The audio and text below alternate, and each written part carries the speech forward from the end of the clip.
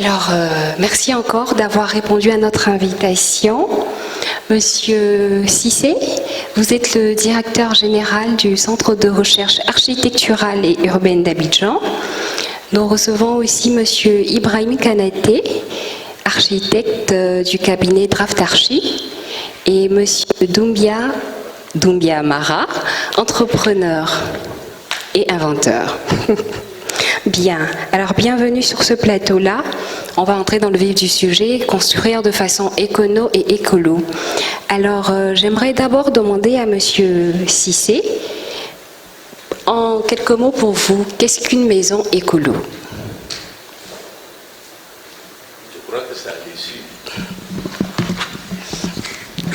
Je crois que c'est à l'issue de cette réunion, on pourra tenter de répondre à cette question. Mais ce qui m'intéresserait, le premier chef d'abord, le jeune architecte qu'il y a là, et ensuite l'entrepreneur en bâtiment, parce que nous, avec un certain âge, on a travaillé, on a eu des résultats, on veut voir si encore on a laissé des traces. Après, je pourrais intervenir après. C'est entendu. Donc, Monsieur Kanaté. Oui. Oui, alors pour vous. C'est une maison qui, comme le dit le développement durable, n'impacte pas négativement l'environnement dans lequel elle est. Elle s'intègre bien, elle vit avec l'environnement et elle ne nuit pas à l'environnement dans lequel elle est implantée. Brièvement dit, voici un peu ce que je pense d'une maison écolo. Je pense qu'on pourra... On pourra développer au fur et à mesure. Monsieur Doumbia, vous avez peut-être quelque chose à dire? Ok, merci. Pour moi, je dirais tout simplement qu'une maison écolo, c'est une maison qui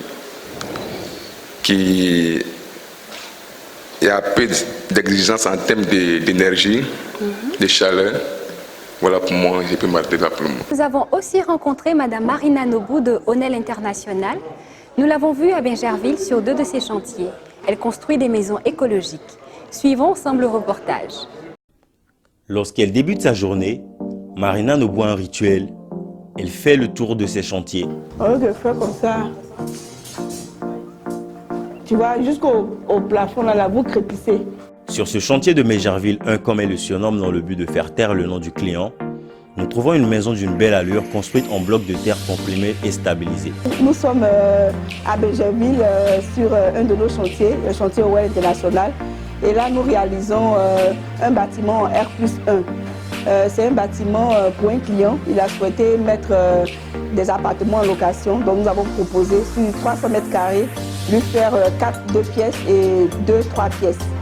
Ce sont des bâtiments en BTC qui signifie bloc de terre comprimé et stabilisé. Ici nous avons un bloc qui est très solide, qui fait 12 kg et qui peut supporter jusqu'à 34 tonnes. Lorsque nous lui posons la question de savoir combien coûte une maison en BTCS, elle nous répond. Bon, ici, nous ne sommes pas loin de 50 millions. Et là, vous avez 2, 3 pièces et 2 pièces. Les avantages de construire de ces matériaux, vous verrez, lorsque vous êtes arrivé, vous avez pu apprécier la température à l'intérieur. Il ne fait pas chaud parce que, justement, l'argile même est un mauvais isolant. Voilà, et il ne capte pas les UV. Contrairement au ciment qui capte les UV, qui les reverse dans les pièces les soirs. Vous économisez alors sur les factures d'électricité. En plus, les sons sont isolés. Donc même si, comme ici, ce sont des appartements, même s'il y a des bruits dans l'autre pièce, ici, on n'entend pas ces bruits. Vous voyez, donc les isophoniques, le bâtiment est isophonique. En plus, il est anti-balistique. Donc les balles ne peuvent pas traverser ce genre de mur. Donc avec tout cela, on peut avoir, on dit qu'on a une maison écologique. Une maison qui coûte moins cher est donc bénéfique et sociale. Nous allons maintenant sur un autre site.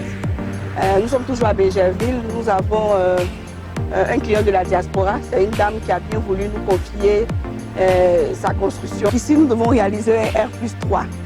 C'est pourquoi vous voyez vraiment que les fondations sont très profondes. Marina Nobou vient de constater que son voisin d'à côté a fait le choix d'une maison en géobéton. Bien souvent, lorsqu'on parle de BTCS, les gens confondent un peu avec le géobéton classique que nous connaissons. Voilà alors une brique voilà, de géobéton. Voilà, même quand je fais comme ça déjà, les blocs, voilà. Parce que ça a été pressé manuellement. Pour ceux qui n'arrivent pas à faire la différence entre le géobéton et le BTCS, tenez-vous prêt à voir cette démonstration. Ce que je vous ai, voilà, voilà, on a laissé tomber, vous avez vu que c'est cassé déjà. Voilà. On peut prendre le BTCS pour faire la même expérience on laisse tomber. Vous voyez que c'est pas cassé. Il est très solide, il fait 12 kilos, il est très solide. Et puis voilà, il est pressé à la machine. Nous quittons le chantier. Femme entreprenante, Marina Nobou est à la tête d'OL International, une entreprise leader dans le système de construction des blocs de terre comprimés et stabilisés. Alors, OL International est une structure spécialisée dans le bâtiment écologique, le BTCS. Le BTCS qui signifie bloc de terre comprimé stabilisé. Nous sommes créés, ça fait maintenant une dizaine d'années, et nous avons réalisé un bon nombre de logements en Côte d'Ivoire. Nous avons réalisé les logements pour les maîtres et les infirmiers dans la région de la Nawa. Nous avons réalisé des complexes hôteliers dans la région de Toumodi, dans la région de Dimokro, dans la région de Soubri. Et présentement, nous sommes en train de réaliser des groupes scolaires. Et donc, voilà, OL International se donne comme objectif de relever le défi de logement en Côte d'Ivoire. Alors, je voudrais ici vous expliquer le BTCS que c'est. D'abord, le BTCS signifie bloc de terre comprimé stabilisé. Ce bloc de terre, il est fabriqué à partir de la latérite, du ciment, du sable. Alors, nous ajoutons à la latérite 10% de ciment et nous ajoutons aussi du sable pour pouvoir faire le mélange. Nous ajoutons aussi de l'eau et nous mettons tout ce mélange dans une machine qui compresse justement tout ce mélange et qui nous sort ce bloc de terre. Dans le but d'avoir une maison écologique, Ahmed Chérif, vivant en Europe, et Abou Tobo Bénard, ivoirien résident en Côte d'Ivoire, ont été guidés par leur architecte vers l'entreprise d'OL International. Je dirais que c'est un matériau qui, à mon sens, qu'il faut promouvoir. Dans la mesure où, chez nous, on a par exemple une demande de plus en plus croissante en termes de logement socio-économique. Et ce matériau peut apporter une réponse durable pour résorber cette question. Dans la mesure où il y a une réduction des coûts de réalisation des maisons qui seront à la vente moins chères, donc plus à la portée des populations. Une maison durable, écologique et à moins de coûts, c'est ce qu'offre le BTCS. Est-ce que vous avez déjà parmi vos clients des clients qui ont demandé à voir cette technique-là, à être utilisée pour leur chantier, ou vous-même l'avez proposé peut-être? Si on veut faire une maison écolo, ça ne s'improvise pas, il faut forcément s'adresser à un professionnel. Et dans la conception, dans les principes même de base de l'architecture, je pense qu'un bon architecte, il fait toujours une maison qui respecte certaines bases de l'écologie. L'éclairage, l'orientation, ce sont les principes de base. Si vous avez une maison et que vous avez mal pensé l'orientation de la maison, par rapport aux baies, par rapport à la course du soleil et tout, si vous ratez ça, bon, vous avez déjà raté votre entrée dans la recherche d'une maison écolo. Le mot écolo, en prenant le rapportant à l'habitat, on peut dire que d'abord, il est culturel, il tient compte de son environnement et il tient compte de son milieu économique. C'est comme si on prenait la thématique de terre, air et puis ciel. Parce qu'une maison qui est écolo en Côte d'Ivoire ne l'est peut-être pas au Burkina, mais prenons même Abidjan, peut-être c'est à Bouaké, ce n'est pas la même chose. Donc une maison écolo doit respecter la culture du milieu dans lequel on le bâtit. Et c'est pourquoi la maison écolo commence par la conception architecturale. Ça doit respecter le mode de vie des populations qui vont l'habiter.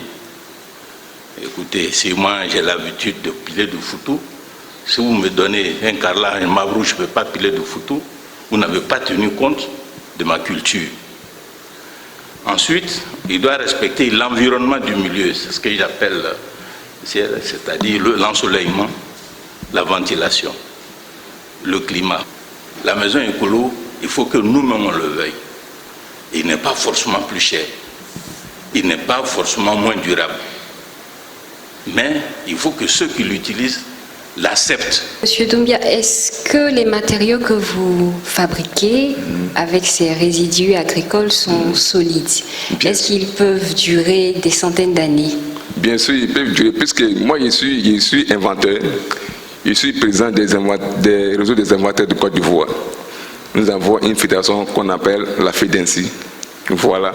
Donc, lorsque nous avons eu l'idée d'inventer ces matériaux écologiques, il faut envoyer auprès des experts pour pouvoir tester. D'abord, on a eu les Marocains nous ont approchés, ils ont fait test, ils ont prouvé que c'est bon, c'est résistant, on n'est pas convaincu. On a envoyé même ces mêmes matériaux-là en Allemagne, ils ont fait test aussi, avant qu'on n'ait pas cherché les brevets d'invention de nos matériaux écologiques. Donc vous avez eu on peut dire des certifications internationales. Bien sûr, bien sûr. Je me tourne vers Monsieur Cissé. Est-ce que le Centre de recherche architecturale et urbaine fait des recherches sur ces matériaux écologiques locaux que ces entrepreneurs-là proposent justement? On en a fait au moment où on avait beaucoup plus de moyens. Mais ce que je souhaite, c'est que les concepteurs, ceux qui inventent les matériaux, se mettent en poule avec les architectes. La maison économique, c'est ce que j'étais en train de dire tout à l'heure, le matériau de construction n'est qu'un aspect. Il faut qu'on trouve une architecture, parce que vous ne pouvez pas, quelqu'un qui a conçu avec des vitres, qui a construit avec des parpaings, quand vous venez avec quelque chose qui est différent, il ne comprend pas. Il faut qu'on trouve notre architecture qui colle avec le matériau. À partir de ce moment, on propose un package. Et le package passe plus facilement que de dire quelqu'un qui a déjà conçu en ciment. Et quand vous venez lui dire d'échanger, vous lui demandez un effort intellectuel supplémentaire. Et puis, ici, là, on travaille souvent en termes de délai d'exécution. Donc lui, il a ça sur le terrain. Pourquoi il va se fatiguer? Il n'a qu'à un coup de fil, on lui envoie 10 000 briques à la seconde. Or vous allez prendre peut-être un mois pour faire les 10 000 briques. Ça ne l'arrange pas. Donc il faut que on se mette en poule. Sinon, nous, on a des mais on sait qu'en allant individuellement, on a échoué. On a réussi avec le géobéton. Donc mettez-vous en poule. Vous qui êtes des gens, vous pouvez venir. Nous sommes à votre disposition.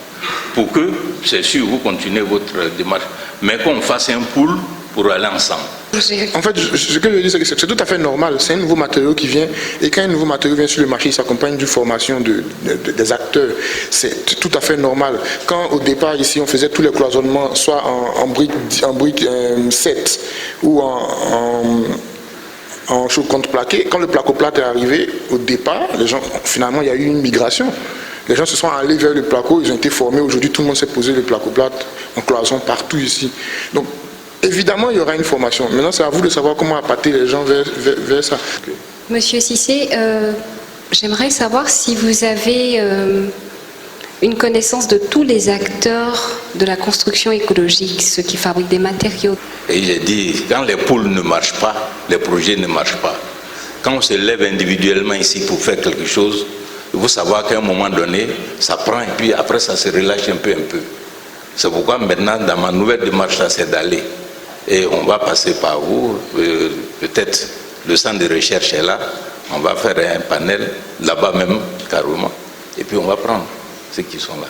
Et on va voir les différentes spécialités, mettre à la disposition des architectes pour qu'ils proposent. Parce que vos matériaux, par exemple, moi je vois que toutes les constructions au bord de mer, là, où on a des difficultés avec même le parpaing de ciment, parce que le sel, voilà, mais c'est eux qui peuvent proposer. C'est eux qui sont en train de travailler dans toute la zone de Bassam, jusqu'à Assini. Donc là, vous avez un projet porteur, mais seul vous ne pourrez pas rentrer sur le marché, c'est clair. Voilà. Mais c'est avec eux. Et nous espérons vraiment qu'une organisation sera mise en place afin que tous les acteurs puissent pouvoir se mettre ensemble pour pouvoir produire des maisons écono et écolo. Nous allons passer le micro au public. Il y a certainement des questions, des contributions. Je suis journaliste. Je remercie M. Cissé parce que c'est dessus que je voulais intervenir. Quand je vous écoute, moi mon travail ici ce soir c'est écouter et écrire. Quand je viens, je découvre un jeune qui fabrique des briques avec des résidus agricoles. Et je vois d'un autre côté des architectes. Alors, depuis j'écoute, je me suis sentie un peu mal à l'aise dans la mesure où les architectes ont dit il faut que le monsieur nous convainc. L'architecte, je ne parle pas au nom de tous les architectes. C'est la corporation, c'est pareil.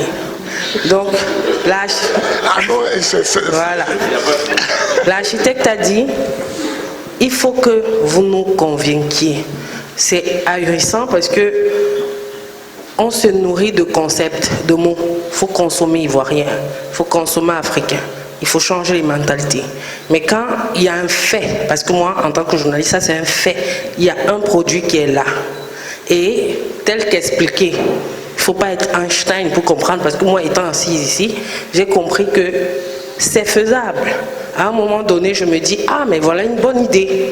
Mais l'architecte qui peut faciliter l'utilisation de la brique dit, j'ai besoin d'être convaincu.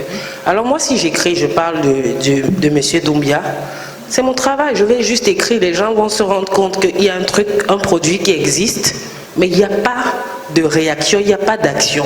Il n'y a que l'action qui amène le changement.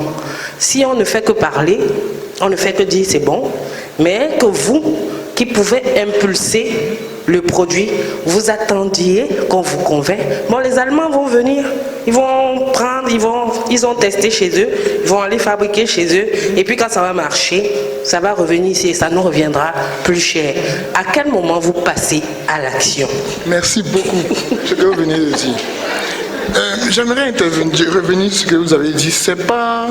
Quand je dis que j'ai besoin d'être convaincu, je ne suis pas en train de dire que je ne vais jamais adhérer à ce matériau. On a un travail où on a une responsabilité. Voilà. Quand moi j'engage un chantier, j'ai une responsabilité derrière. J'ai des assurances, j'ai une responsabilité décennale. C'est-à-dire quand j'engage un chantier, j'en suis responsable pour minimum 10 ans. Ce n'est pas parce que je suis panafricaniste que je vais engager sur le chantier un matériau dont je ne suis pas sûr de la solidité. Je suis désolé. Si ça, c'est ne pas être panafricaniste, alors je ne suis pas panafricaniste. J'ai besoin que le matériau de mon frère me convainc dans ses éléments techniques. Si ce n'est pas bon, je lui dirai, frangin, c'est pas bon, va bosser encore. Et quand il vient avec un matériau qui est au top, je prends, je le brandis et puis on y va.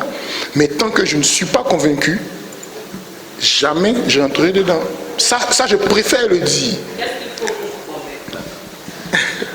Ok, allez-y. Attendez, je pense que vous avez posé là une très belle question. Mais simplement, c'est que, bon, on est obligé un peu d'égratigner un peu le milieu politique. Je parle sous le couvert de mon fils qui est là. Au moins, il va dire. C'est-à-dire qu'il faut un élément fédérateur entre les chercheurs et tout le personnel. Monsieur Cissé, le micro s'il vous plaît. Voilà. Merci. L'élément fédérateur, généralement, c'est les États. Si aujourd'hui, nous on est dans un système bancaire où lui, son client va s'endetter pour 10 ans et pas pour un petit montant.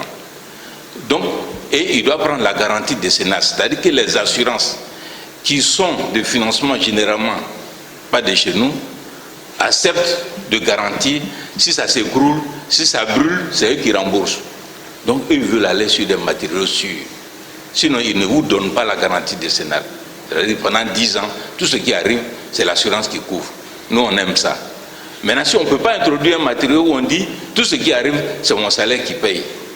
Maintenant, qu'est-ce qu'on peut faire? Si on était dans une structure, qu'on se mobilise tous, et qu'on dit on consomme, l'État peut intervenir pour dire, moi j'ai créé une assurance pour couvrir tous les matériaux de construction locaux. À partir de ce moment, lui, il est à l'aise. On a le LBTP qui est ici, qui peut faire toutes les années, qui peut faire tous les dossiers techniques. Maintenant, si c'est pour les droits d'auteur, on a la normalisation, le bureau de normalisation, qui permet d'avoir des certificats, le titre de propriété, de l'invention. Donc, on a tout en Côte d'Ivoire ici pour partir. Mais l'élément fédérateur, le moteur, là, il faut que les États acceptent dans ces structures de pouvoir fédérer et puis prendre des actions qui permettent la consommation locale. Donc nous retenons que M. Doumbia et toutes les personnes qui sont aussi dans le même cas que lui vont chercher à faire toute la procédure qu'il faut afin de pouvoir avoir toutes les autorisations locales, certifications qu'il faut, afin que les architectes puissent utiliser tous les matériaux en toute sécurité. Bien, on a une autre question dans le public. Je pense que le thème est très intéressant et du coup on peut le constater avec la qualité un peu des invités de ce soir.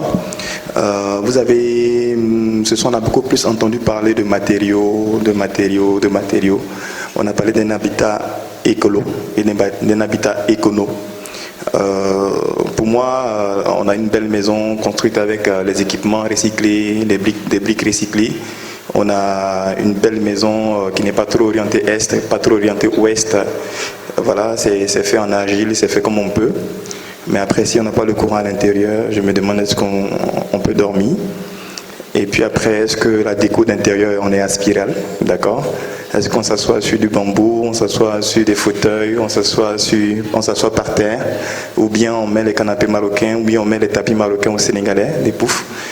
Je crois que le thème est très intéressant, il faut après le pousser un peu, surtout que nos deux amis, l'architecte et l'inventeur, sont en train de s'entendre sur comment est-ce que le médecin doit prescrire ou le pharmacien doit prescrire le comprimé du médecin. Merci, alors on revient directement, oui, monsieur l'architecte. Il a touché beaucoup de points. Mais, pour revenir, pour une maison écono, comment est-ce qu'on peut procéder pour je pense qu'il a plus sur le volet économique. Oui, il voulait plus revenir sur le volet économique. Sur le volet économique. Comme je disais, c'est pas très loin du volet écologique. C'est-à-dire que si on veut produire une maison économique, il faut aller déjà dans la planification. Il faut aller voir un archi, il faut aller voir un professionnel du domaine. Vous allez travailler sur le projet. C'est un projet, moi généralement quand je reçois les gens chez moi au cabinet, je leur dis, à partir du moment où le contrat est signé, on forme une équipe. Vous êtes le pilote, moi je suis le copilote, ou vice-versa, à vous de voir. Mais le plus important, c'est que c'est comme si vous allez voir votre avocat et vous lui mentez pour vous défendre. Vous devez me dire, on fait un entretien, vous devez me dire tout ce que comment vous ressentez votre projet pour que je puisse vous le rendre. Sinon, on passera à côté. Donc, on commence à concevoir le projet dès le départ. Et c'est là que, comme le doyen le disait, ce qu'on pense perdre en honoraire d'architecte, comme on le dit souvent, si vous pensez que la compétence coûte cher, essayez l'ignorance pour voir. Ce que vous pensez perdre en honoraire d'architecte, vous le gagnez en compétences, vous le gagnez en temps, vous le gagnez en économie. Quand vous allez voir un architecte qui vous produit le projet, il vous dit le projet, il vous coûte combien, avec une fourchette de plus ou moins 10%. Il vous donne un budget et vous savez, avant de vous engager, combien est-ce que ce projet-là vous coûte. Quand on produit un projet, qu'on veut que le projet il soit très bien vu, il faut faire en sorte qu'il y ait le maximum de main-d'œuvre qui travaille. C'est-à-dire, à un endroit où on peut prendre une machine qui va nous crépir 10 mètres carrés 100 mètres carrés de mur en une journée, on préfère laisser ça et prendre 3 à 4 ouvriers qui vont nous crépir ça. Il faut pousser plus. La maison écologique économique est un mode de vie. Et le mode de vie, là, c'est notre culture individuelle et collective qui peut le diriger. Si moi je vous fais des chaises en raffia et que vous pensez que ça vous met au XVIIIe siècle en Côte d'Ivoire, je ne vous proposerai pas. Mais si on est ensemble, on dit on le fait, sinon toutes ces études-là ont été faites. Maintenant, en termes d'énergie, on n'en a pas beaucoup parlé. Pourquoi? Parce que ça aussi c'est notre culture. Est-ce que vous trouvez normal que moi en Afrique, à 45 degrés, je sois dans une chambre climatisée à 18 degrés et je vais en France payer des draps en laine pour me couvrir? Parce que quand le drap même me quitte, moi-même je prends froid et puis je suis sorti grippé. Est-ce que vous trouvez normal? Mais ça c'est individuellement qu'on doit se poser la question. Sinon pourquoi pas ventiler et être à 25 dehors pendant qu'il fait 30, il fait 25, bien ventilé. Bon, on a peur de moustiques, on prend un moustiquaire, mais on n'est pas obligé de mettre le climatiseur à 18 degrés. Vous rentrez souvent dans les bureaux, le climatiseur à 18 degrés, alors que peut-être à 24, 25, on est aussi à l'aise. C'est ce que j'ai dit. J'ai dit aux gens, faisons des économies d'énergie. Il faut être dans sa chambre, dans une température où on peut dormir sans drap. Ça veut dire que peut-être à 25, 27, vous êtes à l'aise. Vous n'êtes pas obligé de prendre un drap en laine. Donc, il a posé une contribution. Et cette contribution-là, c'est une question qui nous pose à nous tous. C'est-à-dire qu'on ne va pas se contenter seulement de nos matériaux, de nos conceptions, individuellement là. Comment on s'organise pour faire des économies d'énergie, disons pour vivre autrement que de vivre seulement en consommant. Aujourd'hui, si on veut être vraiment pointueux, la maison écologique, c'est la maison de nos grands-parents qu'on avait au village. C'est la maison écologique. Elle n'a aucun impact. Ils prennent directement ce que la nature leur donne, sans excès. Ils construisent leur maison. La maison est là, il fait bon vivre à l'intérieur. Il ne va pas la maison, pour produire une maison, ça ne va même pas te produire un mètre cube de fumée. Mais aujourd'hui, est-ce qu'on peut monter un bâtiment ici sans... C'est pas possible. Donc, ce que je veux dire, c'est que les matériaux qu'on a aujourd'hui, si on veut être puriste en termes d'écologie, on n'est pas... C'est pourquoi je dis que c'est un objectif. Et c'est en termes de pourcentage de rapprochement de l'objectif qu'on dit qu'on est plus écolo ou pas. Et si on veut vraiment être écolo, une approche localisée, c'est pas... Non, on est dans l'utopie. Il faut une approche globale. Il faut aller sur des cités, sur des villes, pour impacter réellement. Sinon, un projet écolo localisé à côté de projets énergivores, c'est rien, quoi. On se bat contre des moulins avant. C'est pas possible. Monsieur Kanaté, est-ce que ça pourrait être votre mot de la fin ou vous souhaitez ajouter quelque chose? Oui, c'est mon mot de fin. Monsieur Doumbia, on va vous demander votre mot de la fin par la même occasion. Vraiment, je remercie les organisateurs. Aujourd'hui, partant d'ici, mon équipe et moi, nous allons approcher l'architecte pour qu'on puisse travailler ensemble. Voilà, peut-être que les retours se passeraient ici, sur vos plateaux ici. Voilà. Nous en sommes vraiment ravis pour vous. Avec des maisons en témoin, en collaboration avec les architectes, on va revenir ici encore pour venir présenter ces maisons-là ici. Nous l'espérons bien. Monsieur Cissé va nous donner son mot de la fin. Vraiment, moi, j'ai été très intéressé de voir l'assistance qui sont des jeunes. Et ça veut dire déjà qu'ils se posent des questions. Et ces questions-là, je pense qu'ils ont les réponses. Ils n'ont qu'à prendre la décision de les utiliser. Et c'est une prise de conscience individuelle d'abord qu'on doit avoir. Si on a la prise de conscience individuelle, les solutions existent. Même chez nous ici, les solutions existent. Et acceptons de vivre bien chez nous avec ce qu'on a. Merci beaucoup, Monsieur Cissé. Les rendez-vous de l'IMO, ce sera tout pour aujourd'hui. Nous avons été ravis de vous retrouver pour cette édition. Construire de façon écono et écolo. Nous avons fait le tour du sujet avec 3 experts et les contributions de nos invités. Je vous dis à très vite pour le prochain rendez-vous.